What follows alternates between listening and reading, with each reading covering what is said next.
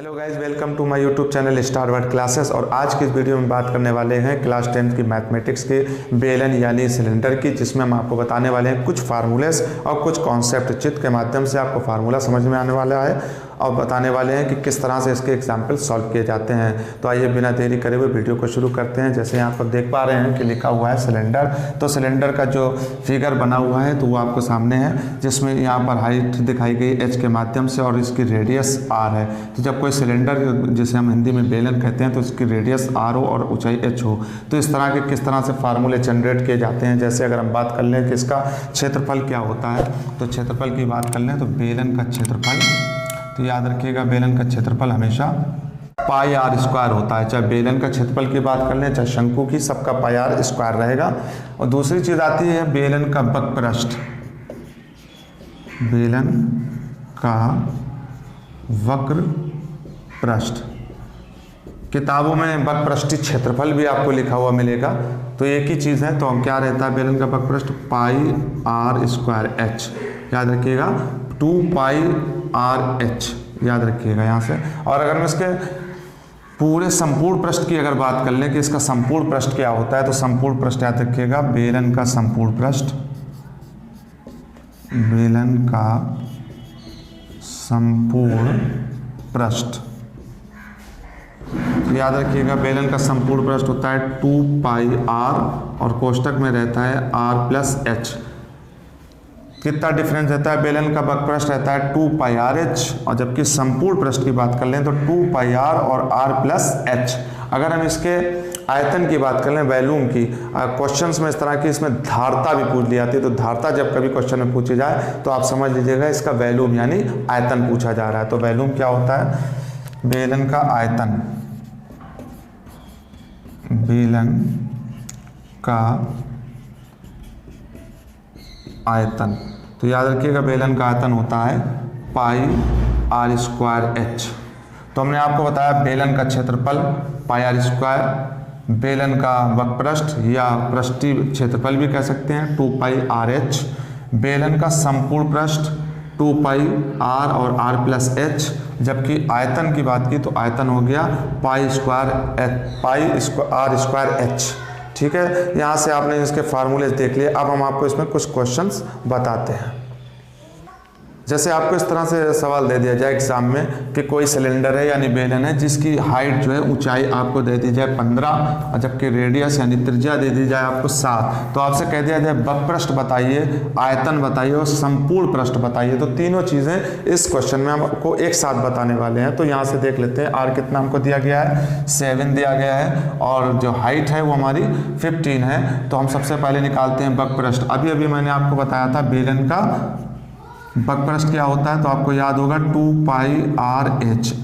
क्या बताया था, 2 पाई आर एच। तो यहाँ से हम 2 और पाई की वैल्यू याद रखिएगा, यहाँ से होती है पाई बराबर 22/7 या इसी को लिख सकते हैं 3.14। ये दोनों वैल्यू जो है इक्वल हैं, आप कोई भी यूज़ कर सकते हैं। तो हम यहाँ से यूज़ करते हैं 22/7 और आर की वैल्यू हमको 7 दी गई है, यहाँ से देख लीजिए। और अगर ऊंचाई की बात करें तो 15, ये मैंने आपकी तीनों वैल्यू रख दी है। तो यहाँ से आप देख पा रहे होंगे ये 7 से 7 कैंसिल आउट हुआ। यहाँ से कर लीजिए 15 दूनी 30, ये 15 दूनी 30 हो गए। तो 30 और में गुणा करेंगे तो 22×66, तो ये हो गया आपका 610। आगे क्या लिखने वाले हैं, अगर ये सेंटीमीटर में है तो हम वहाँ पर एग्जाम में देख लेंगे कि ये मीटर में है या सेंटीमीटर में है। अगर सेंटीमीटर में है मान लीजिए तो ये हो जाएगा सेंटीमीटर स्क्वायर, या फिर अगर मीटर में है तो मीटर स्क्वायर भी लिख सकते हैं। ये वहाँ पर डिपेंड करता है कि आपको कौन सी यूनिट दी गई है। अब दूसरे की अगर बात कर लें, यहाँ से हमसे पूछा गया संपूर्ण पृष्ठ। तो मैंने अभी आपको बताया था संपूर्ण पृष्ठ, मैं केवल फार्मूला यहाँ से लिख दे रहा हूँ। संपूर्ण पृष्ठ का फार्मूला मैंने आपको बताया था 2 पाई आर और आर प्लस एच, याद होगा अभी मैंने लिखा था। तो यहाँ से संपूर्ण पृष्ठ के लिए हम क्या करेंगे, सेम जैसे मैंने अभी यूज़ करा था 2 और पाई की वैल्यू 22/7 और आर की वैल्यू 7 ले लेंगे। और यहाँ से आर कितना दिया गया, 7 दिया गया, तो यहाँ पर भी 7 रख लेंगे।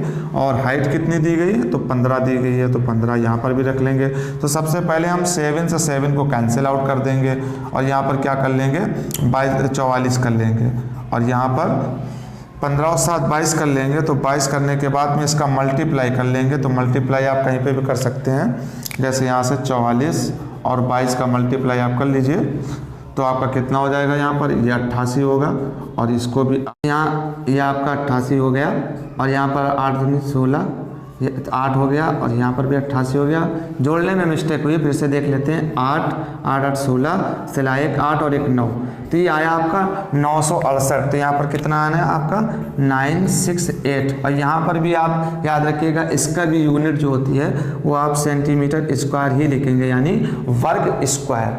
अब लास्ट में आपको बताने वाले हैं आयतन, जो मैंने कहा था यहाँ से आयतन। तो आयतन का फार्मूला भी आपको याद होगा, अभी मैंने बताया था। आयतन को v कह सकते हैं वैल्यू, तो क्या बताया था, पाई आर स्क्वायर एच, यानी पाई आर स्क्वायर एच। तो यहाँ से देख लीजिए, पाई की वैल्यू रख लीजिए 22/7, और आर स्क्वायर की वैल्यू तो 2 बार 7 लिख दीजिए, और एच की वैल्यू फिर आप वही यूज़ कर लेंगे 15। तो यहाँ से 15 आ गया, इसको हटा दीजिए।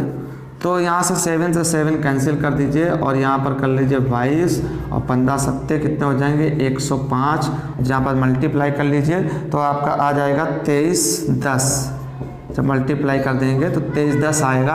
और इसकी यूनिट कौन सी यूज़ करना है, तो यूनिट याद रखिएगा सेंटीमीटर क्यूब, या आप घन सेंटीमीटर भी इसको यूज़ कर सकते हैं। तो इस तरह हमने आपको कैसे बताया कि कोई अगर त्रिज्या दी हुई हो और बेलन की ऊंचाई दी हुई है, तो पृष्ठ, संपूर्ण पृष्ठ और आयतन किस तरह से निकालते हैं, और इसके फार्मूलेज भी मैंने आपको बताए हैं। तो हो सकता है कि आपको ये अच्छी तरह से समझ में आया हो। ये अगर थोड़ी बहुत आपको समझने में प्रॉब्लम हो रही है, तो फिर से इस फिगर को देख लीजिएगा कि किस तरह से इसमें रेडियस और हाइट बताया गया, उसी के अकॉर्डिंग इसको फार्मूले दिए जाते हैं। और एग्जाम्पल्स भी आप इसके थ्रू कर सकते हैं। तो आई होप आपको वीडियो अच्छा लगा होगा। वीडियो अच्छा लगा हो तो लाइक और शेयर जरूर कर दें। मिलते हैं नेक्स्ट वीडियो में नेक्स्ट टॉपिक के साथ। जब तक रखिए अपना ख्याल। Thanks for watching and listen to.